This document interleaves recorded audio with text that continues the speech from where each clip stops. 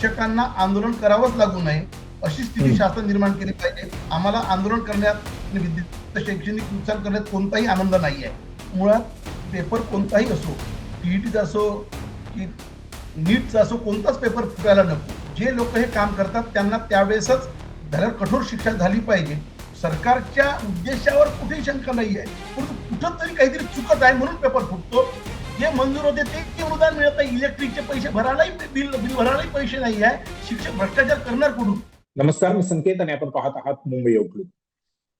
2-4 दिवसापूर्वी राज्यामध्ये जो टीईटीचा परीक्षा पेपर घेतला जाणार होता तो पेपर फुटला आणि ती परीक्षा जी आहे ती पुढे ढकलण्यात आलेली आहे. मुळातच नीट नंतर हा पेपर फुटला होता आणि नीटच्या पार्श्वभूमीवर अशा वारंवार घटना घडत असल्या कारणाने देशभरात मध्ये आणि त्यासोबतच राज्यामध्ये देखील संतापाचं वातावरण आहे. सरकार, शिक्षण मंत्रालय आणि एकंदरीतच ही जी व्यवस्था आहे पेपर फुटीची त्यावरती लोक नाराज आहेत. मोठ्या प्रमाणामध्ये नीटच्या परीक्षेच्या विरोधामध्ये लोक रस्त्यावर उतरलेली होती. कॉक्रोच जनता पार्टी यांनी तर थेट दिल्लीमध्ये आंदोलन केलं होतं. धर्मेंद्र प्रधान यांच्या राजीनाम्याची मागणी अजूनही संपलेली नाहीये. असं सगळं होत असताना आता महाराष्ट्र राज्यातले जे शिक्षक आहेत, प्राथमिक शिक्षक, त्यांनी देखील आता आंदोलनाची भूमिका घेतलेली आहे. येत्या 9 तारखेला 9 जुलै रोजी त्यांनी राज्यव्यापी आंदोलनाची हाक दिलेली आहे. या सगळ्या पार्श्वभूमीवर आणि नेमकं त्यांच्या काय मागण्या आहेत प्राथमिक शिक्षकांच्या, ते का आंदोलनामध्ये उतरतायत? शिक्षक हा भविष्य घडवणारा एक वर्ग मानला जातो, एक प्रमुख असा महत्वाचा असा तो भाग आहे समाजाचा आणि तोच संकटात आहे किंवा तोच आता आंदोलन करतोय. ते आंदोलन कशासाठी आहे, काय आहे हे समजून घेण्यासाठी आपल्या सोबत विजय कोंबे सर जे आहेत ते महाराष्ट्र राज्य प्राथमिक शिक्षक समिती याचे अध्यक्ष आहेत आणि त्यांच्या माध्यमातूनच राज्यभरामधल्या शिक्षकांनी आंदोलन पुकारलेलं आहे. कोंबे सर, मुंबई आउटलुक मध्ये तुमचं स्वागत आहे आणि वेळ दिलात त्याबद्दल आभार. माझा पहिला प्रश्न आहे की मला हे जाणून घ्यायचं तुमच्याकडून की येत्या 9 तारखेला तुम्ही जे आंदोलन पुकारलेलं आहे त्यांची नेमकी कारण काय आहे? नमस्कार सर, आपल्या संबंधाने एक चांगला प्रश्न विचारलेला आहे. शिक्षक हा समाज घडवणारा, नागरिक घडवणारा आणि विद्यार्थी घडवणारा आहे, हे सर्वश्रुत. शिक्षकांना आंदोलन करावंच लागू नये अशी स्थिती शासन निर्माण केली पाहिजे. आम्हाला आंदोलन करण्यात आणि विद्यार्थ्यांचं शैक्षणिक नुकसान करण्यात कोणताही आनंद नाही आहे, परंतु वेळोवेळी वेगवेगळ्या मागण्या करून सुद्धा शासनाकडून अपेक्षित प्रतिसाद मिळत नाही म्हणून रस्त्यावर यावं लागतं. आज राज्याकडे शिक्षण विभागाचे अनेक प्रश्न प्रलंबित आहेत, पण त्या प्रश्नांकडे आपण याच्यात आर्थिक मागण्या कोणत्याच नाही आहेत. मुळात सर्वोच्च न्यायालयानं 1 सप्टेंबर 2025 ला जो टीईटीचा निर्णय दिला त्यामुळे देशभरातील 25 लाख आणि महाराष्ट्रातील 2.5-3 लाख शिक्षकांचं भवितव्य आहे. न्यायालयानं निर्णय देताना ज्या गोष्टी क्लिअर केल्या की ज्यांचं 1 सप्टेंबर 2025 ला 53 वर्षापेक्षा जास्त वय त्यांना टीईटीतून सूट दिली, मात्र त्यांची पदोन्नती टीईटी शिवाय होणार नाही. आणि बाकीच्या शिक्षकांना जे 53 वर्षापेक्षा कमी वयाचे आहे त्यांना टीईटी अनिवार्य केली. अन्यथा 31 मार्च 2027 नंतर त्यांच्या सेवा समाप्त करा, त्यांना बडतर्फ करायचा निर्णय दिला. हा निर्णय देताना ज्या एनसीटीने जे नियम बनवले, जे आरटी बनवले, त्या नियमाचं खरोखर पालन झालेलं नाहीये. कारण महाराष्ट्रामध्ये वारंवार शासनाने आदेश काढून जुन्या शिक्षकांना टीईटी लागू नये असेच आदेश काढलेला आहे आणि म्हणून आम्ही टीईटी केली नाही. आणि शिक्षक नोकरी चालू आम्ही सर्वजण त्या काळातली प्रवेश परीक्षा लागलो आहे. त्याच्यामुळे आमची मागणी आहे की टीईटी आम्हाला पाहिजे. जर कायद्यानं सूट देता येत नसेल किंवा संसदेमध्ये कायदा व्हायला वेळ लागत असेल तर राज्य शासनानं तामिळनाडू, केरळ, कर्नाटक या राज्याच्या धर्तीवर शिक्षकांसाठी स्वतंत्र टीईटी परीक्षा आयोजित केली पाहिजे आणि त्या माध्यमातून त्याचे काठीटी पातळी म्हणा किंवा वेगळ्या संरचनात्मक बदल करून ही परीक्षा घेतली पाहिजे आणि आमचं जीवन सुसह्य केलं पाहिजे. ही एक महत्वाची मागणी आहे. दुसरी मागणी आहे शिक्षकांच्या बाबतीत का शिक्षकांवर असलेला अन्य कामाचा बोजा. आज मागच्या महिन्यामध्ये जनगणना उन्हाळ्याच्या सुट्टीत झाली, त्या काळातही बीएलओचं काम आमच्या लोकांनी केलं. मागच्या 12-13 वर्षापासून सतत बीएलओचं काम आमच्या मागे लागून आहे. यामुळे विद्यार्थ्यांना न्याय देता येत नाही. आता एसआयआरचं काम परवा 30 तारखेपासून सुरू झालं. एसआयआरच्या कामामध्ये एवढं प्रचंड व्याप आहे आणि त्या व्यापामध्ये एका शिक्षकाकडे बीएलओ म्हणून काम करत असताना 1000 ते 1400-1800 पर्यंत वोटर आहे आणि ते काम 24 तासही केलं तरी 1 महिन्यात पूर्ण होत नाही. परंतु इकडे शाळाही करायच्या आणि इकडे SIRचं काम करायचं. महसूल विभाग ज्यांच्याकडे या कामाचं संनियंत्रण आहे ते प्रचंड दबाव आणत आहे. ते म्हणतात शाळेत जाऊ नका पण काम करा. शासन म्हणते शाळेत जा. आम्हाला शाळेत जाण्यातच आनंद आहे. विद्यार्थ्यांचं नुकसान करून SIRचं काम करत कोणताही आनंद नाही आहे. कारण आता ग्रामीण भागाची पटसंख्या दिवसेंदिवस कमी होत आहे. त्यामुळे आम्ही जर शाळेत गेलो नाही, नुकतेच शाळा सुरू झाली आहे, विद्यार्थ्यांचं नुकसान होईल, मुलं बाहेर जातील.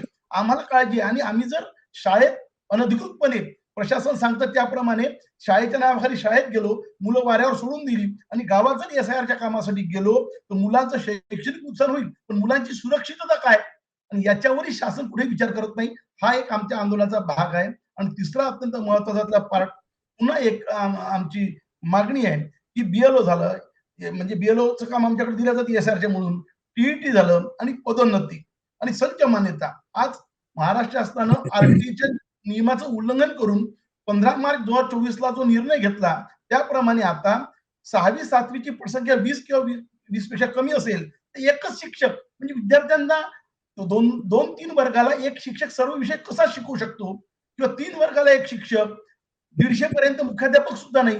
अशा परिस्थितीमध्ये विद्यार्थ्यांचं शैक्षणिक नुकसान होत आहे. महाराष्ट्रामध्ये मोठ्या प्रमाणात जागा रिक्त भरल्या जात नाही. या गोष्टीकडे 3 महत्वाच्या मागण्यांसाठी आमचं हे आंदोलन आहे. बरं, तुम्ही TETचा उल्लेख केला, त्याच्यावरून म्हणजे आता जसं आपण सगळं बघतोय की पेपर फुटीचे प्रकरण वाढत चाललेले आहेत. म्हणजे राज्यामध्ये एका बाजूला पक्ष फुटतायत तर दुसऱ्या बाजूला पेपरही फुटतायत. ह्या TETच्या पेपर फुटीच्या प्रकरणावरती काय भूमिका आहे आपल्या संघटनेची? कारण हे पेपर जे आहेत, ह्या पेपर फुटीचं एक कारण विधानसभेमध्ये चर्चेत असं आलं की हे पेपर जे आहेत महाराष्ट्राच्या परीक्षेचे पेपर हे उत्तर प्रदेशच्या आग्र्यामध्ये छापले जातात आणि तिथून ते फुटलेत असं पोलिसांचं देखील प्राथमिक म्हणणं आहे. तुम्ही कसं बघताय या सगळ्या घटनेकडे? मुळात पेपर कोणताही असो, TETचा असो की नीटचा असो, कोणताच पेपर फुटायला नको. जे लोक हे काम करतात त्यांना त्यावेळेसच कठोर शिक्षा झाली पाहिजे. आणि गोपनीयता का राखली जात नाही? याच्यापूर्वी 2013 मध्ये TETचा पेपर महाराष्ट्रात फुटला आहे. आधीचे अनुभव आपले वाईट आहे. त्याप्रमाणे दक्षता घ्यायला पाहिजे होती. आणि आग्र्याला पेपर छापण्याचं कारण नव्हतं, काय असेल टेंडर असेल त्यामुळे आग्र्याच्या माणसाला टेंडर मिळालं असेल हे बरोबर आहे. परंतु तो पेपरचा QR कोड विधिमंडळात चर्चा झाली. सन्माननीय आमदार अभ्यंकर साहेबांनी सांगितलं का माझ्याकडे तो QR कोड आहे. म्हणजे QR कोड जर जाते तर कोणीतरी त्या यंत्रणेतला माणूस जबाबदार आहे, त्याच्याशिवाय QR कोड जाणार नाही. आणि म्हणून आमची मागणी आहे की राज्य परीक्षा परिषदेच्या संबंधानं TET असो किंवा कोणती एक्झाम त्यांच्या घेतल्या जाते त्यामध्ये संरचनात्मक बदल केले पाहिजे. संरचनात्मक बदल करताना आमचं तर असंही म्हणणं आहे की वर्षानुवर्ष विशिष्ट लोकच त्या ठिकाणी पेपर काढायला येतात. त्याच्यातही आता नवीन नवीन तज्ञ मुलं आहेत. विशिष्ट म्हणजे नेमकं काय म्हणायचं तुम्हाला? कोणती लोक, कोणती विशिष्ट लोक आहेत ती? 25, 25, 30 वर्षापासून वेगवेगळ्या परीक्षेच्या गोपनीय कामासाठी म्हणजे प्रश्न काढण्यासाठी तेच ते लोक राहतात. म्हणजे विशिष्ट अर्थ पर्टिक्युलर कोणा जाती पंथाचे नाही आहे, पण तेच ते अनुभवाच्या नावाखाली काही बदल व्हायलाच तयार नाही आहे.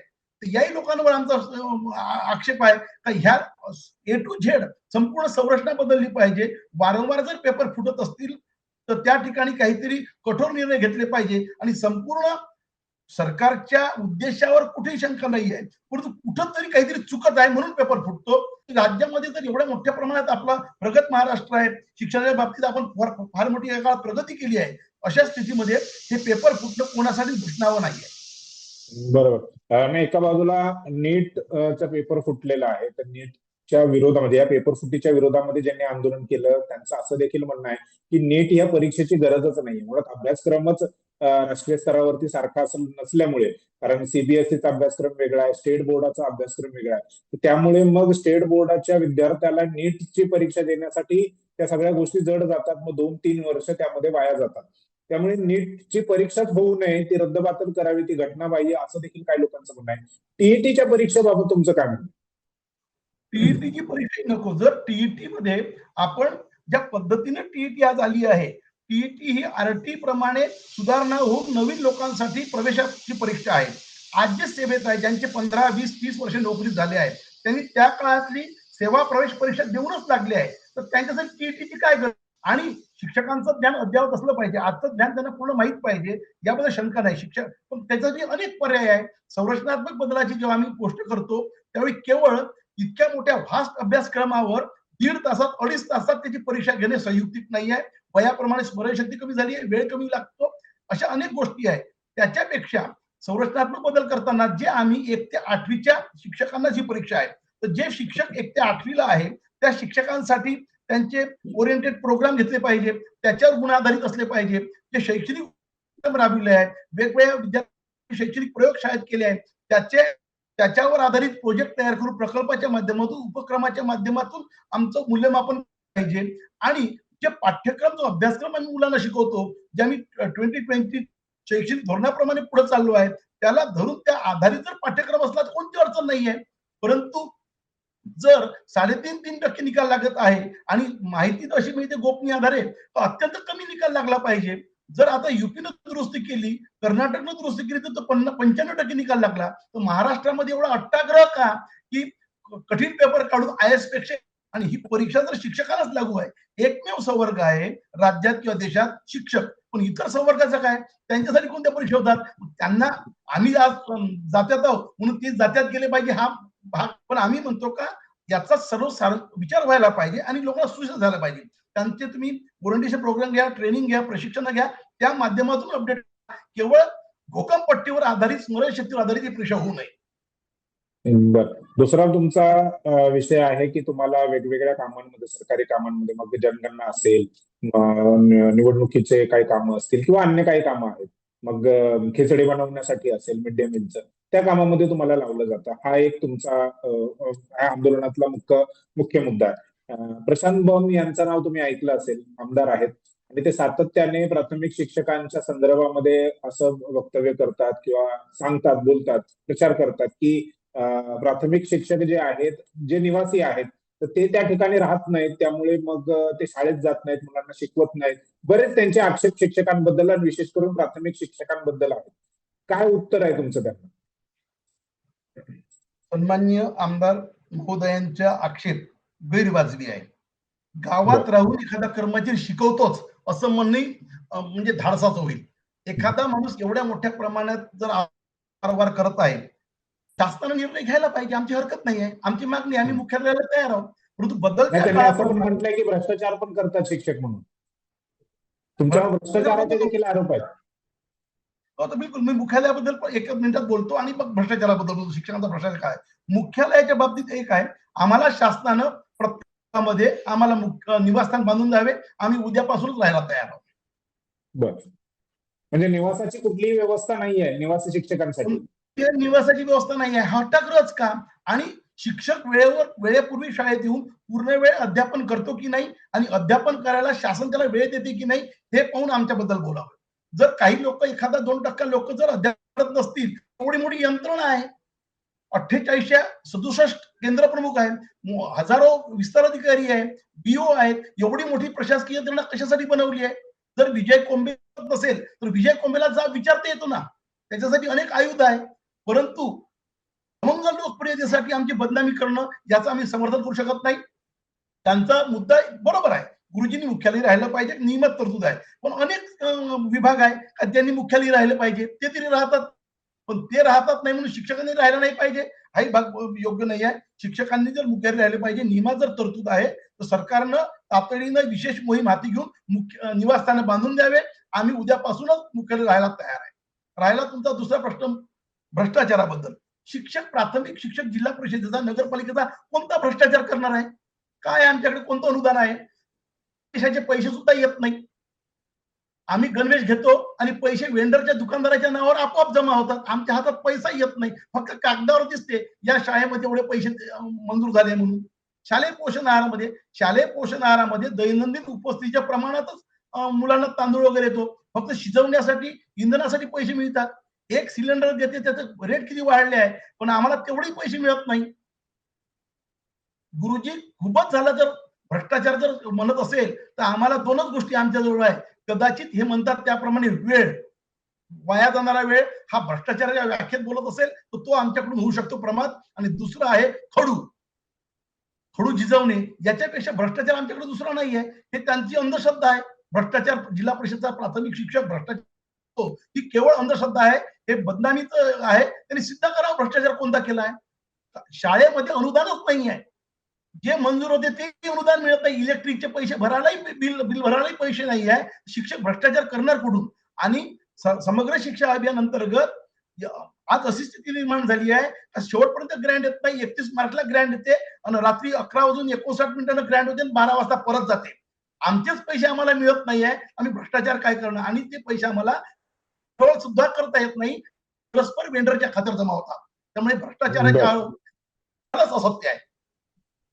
बर, तुम्ही आणखीन एक मुद्दा उपस्थित केला की म्हणजे सरकारी शाळांची जी पटसंख्या आहे प्राथमिक, तर ती कमी होत चाललेली आहे. काय नेमकी कारण वाटतात त्यामध्ये आणि काय करण्याची गरज आहे असं वाटतं? शासनाचं करण्याचं पूर्वीपासून धोरण. शासन म्हणजे काही आजचं सांप्रत शासन नाही किंवा जुनं शासन नाही. शासन म्हणजे शासन सरकारचं धोरण. 1991च्या गॅट करारापासून आपण पाहत आहोत की खासगीकरणाकडे वाटचाल सुरू आहे आणि जागतिक बँकेच्या दबावामध्ये अनेक धोरणं राबवली जात असताना खासगीकरणाच्या वरवंट्याखाली स्थानिक स्वराज्य संस्थांच्या शाळा आणि अनुदानित शाळा बंद करण्याचा कडे कल आहे. आणि त्या माध्यमातून अशा प्रकारची यंत्रणा निर्माण केली, असं दुष्टचक्र आहे की पहिल्यांदा म्हणायचं तुम्ही विद्यार्थी आहे तर शिक्षक आम्ही मागणी करतो. शिक्षक वर्षानुवर्षे देणार नाही, पालक विद्यार्थी काढून येतात, शिक्षक पुरेसे मिळत नाही म्हणून. मग प्रशासनानं म्हणायचं विद्यार्थी नाही तर आम्ही शिक्षक कुठून द्यायचे.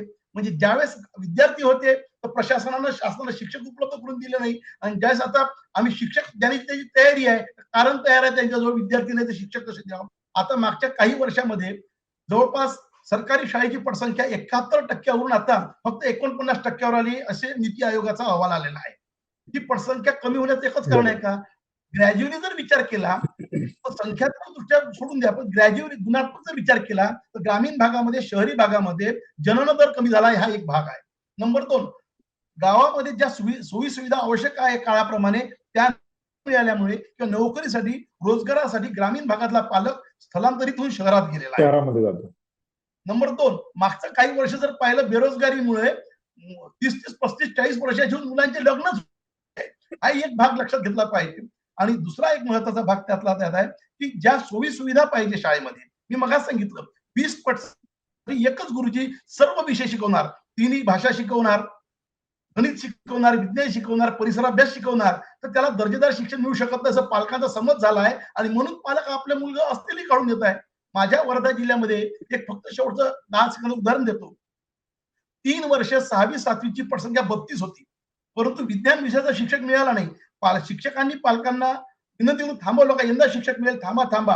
या वर्षी पालकांनी टीसी काढून दिल्यानंतर फक्त 3च मुलं आहे आणि याला गुरुजी कुठे जबाबदार आहे. जर सरकारने वेळेवर त्या ठिकाणी प्रशासनाने शिक्षक दिला असता विद्यार्थी राहिले असते. अजूनही ग्रामीण पालकांची इच्छा आहे, त्यांना कॉन्व्हेंटचं शिक्षण पेलवत नाही. आणि ज्या वेळेस ज्या सुविधा द्यायला पाहिजे त्या न दिल्यामुळे हे कारण आहे. पण आमची जबाबदारी आम्ही नाकारत नाही. आम्ही शिक्षक म्हणून कुठेतरी कमी पडलो, आम्ही सर्व सरकारवर, पालकावर जबाबदारी ढकलत नाही. आम्ही कमी पडलो आहे, पण आम्ही कमी पडताना आमच्या अडचणी समजून घेतल्या पाहिजे, आमच्या लोकांना आधार दिला पाहिजे आणि आमच्याकडून एवढं मोठं जर यंत्रणा आहे महाराष्ट्राची, आमच्याकडून काम करून घेतलं पाहिजे. बरोबर. नाही, पण प्रशांत बम यांचं जी विधानं येतात त्यांच्याकडून, ते असं वाटतं का तुम्हाला की प्राथमिक शाळेकडून म्हणजे सरकारी शाळेकडून लोकांचा कल खाजगी शाळेकडे जावा, ह्यासाठीच ते सरकारी शाळेतल्या शिक्षकांना टार्गेट करत असतात वारंवार? असं म्हणायला खूप वाव आहे, कारण की त्यांना एकही शिक्षक एकही शाळा मिळत नाही का जी चांगली आहे. अनेक शाळा महाराष्ट्र आहे का ज्यांनी नाव लौकिक कमावला आहे. आताच आदरणीय मुख्यमंत्री महोदयांनी पालघर येथे ज्यावेळेस शाळेच्या पहिल्या दिवशी गेलं तर त्यांनी सांगितलं की राज्यातील अनेक शाळा कॉन्व्हेंटला लाजवण्यासारख्या आहेत. राज्यातील जिल्हा परिषदच्या शाळांची स्थिती गुणवत्तेच्या दृष्टीने अत्युच्च आहे. हे सन्माननीय आदरणीय मुख्यमंत्री महोदयांचं म्हणणं आहे, आमचं नाही आहे.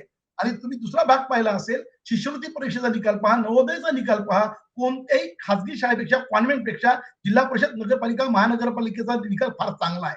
परंतु एखाद्याला ठरवलंच आहे यांना वारंवार म्हणायचं, जी गोबेसचं जे तत्वज्ञान आहे, त्या एखाद्या गोष्टीला वारंवार आपण जर त्याला खोटं बोललं तर लोकांचा विश्वास बसतो.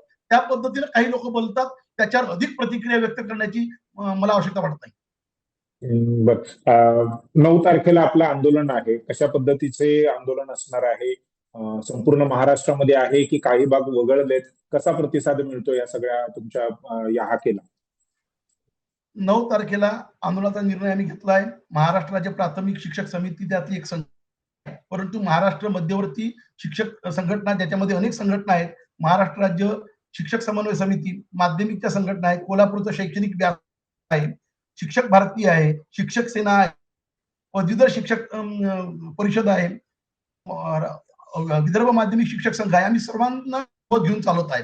आम्ही पालकांनाही आवाहन करत आहोत, समाजालाही आवाहन करत आहे, विद्यार्थी संघटनांनाही आवाहन करत आहोत. हे केवळ शिक्षकाचं आंदोलन नाही, हे शाळा वाचवाचं आंदोलन आहे. मराठी शाळाच नव्हे तर भाषिक शाळा, मातृभाषेचं शिक्षण जिथून मिळते ती प्रत्येक शाळा वाचली पाहिजे, तरच गोरगरीब वंचितांचं शिक्षण होईल. नाहीतर कॉन्व्हेंटच्या माऱ्यामध्ये ते मुलं मुली शिक्षणाच्या बाहेर प्रवाहाबाहेर फेकल्या जाईल. त्याच्यातलाच पुन्हा एक भाग असा आहे का, बऱ्याच लोकांना असं वाटतं शिक्षकांचं आंदोलन म्हणजे महागाई भत्त्यासाठी आहे, पगारासाठी आहे. हे आंदोलन महागाई वेतनासाठी नाही. हे आंदोलन शाळा टिकल्या पाहिजे, शिक्षक राहिला पाहिजे, यासाठी आंदोलन आहे. आणि त्यामुळे सर्व समाजानं हे पाहिजे. सद्यस्थितीत फार चांगला प्रतिसाद आहे. आम्ही सातत्याने मीटिंग सुरू आहे. अनेक ठिकाणी आम्हाला सहकार्य लाभत आहे, अनेक आमदारांचं सहकार्य लाभत आहे. आणि केवळ विरोधी पक्षाचे आमदार म्हणून आम्ही काही राजकारणी, आम्ही सरकारी कर्मचारी आहोत, पण आम्ही सत्तेत असलेली लोकप्रतिनिधी त्यांनाही विनंती, ही वेळ येऊच नये. जर तुम्ही आमच्या या मागणीची दखल घेतली, याच्यातली एकही मागणी अशी समाजाच्या हिताची नाही अशी नाही आहे. प्रत्येक गोष्ट समाजाच्या हिताची आहे. आम्ही समाजातले घटक आहोत, त्यामुळे आमच्या मागणीकडे सकारात्मक, आधीच जर काही निर्णय घेतले तर आम्हाला काही नाही. आणि एक पुन्हा 2 दिवसांनी एक होईल की शिक्षक विद्यार्थ्यांचं नुकसान करून चालले आहे. अरे एसआयआरच्या कामामध्ये आजच शिक्षक शाळेत नसल्यासारखं आहे, प्रचंड नुकसान होत आहे. ते ती मागणी आम्हाला शाळेत राहू द्या, मुलांना शिकू द्या, विद्यार्थ्यांना शिकू द्या, गुरुजींना शिकवू द्या, याच मागणीसाठी आंदोलन आहे. बरं, धन्यवाद सर. तुम्ही मुंबई आउटलुकला वेळ दिलात, बोललात. तुमच्या ज्या काही मागण्या आहेत, जी काही भूमिका आहे, त्या संदर्भामध्ये आम्हाला आणि आमच्या प्रेक्षकांना माहिती दिली, त्याबद्दल तुमचा आभार, धन्यवाद. आणि पुन्हा वेळ द्याल अशी आशा आणि अपेक्षा देखील आहे. धन्यवाद. आपण संधी दिली त्याबद्दल आपले आभार. थँक्यू.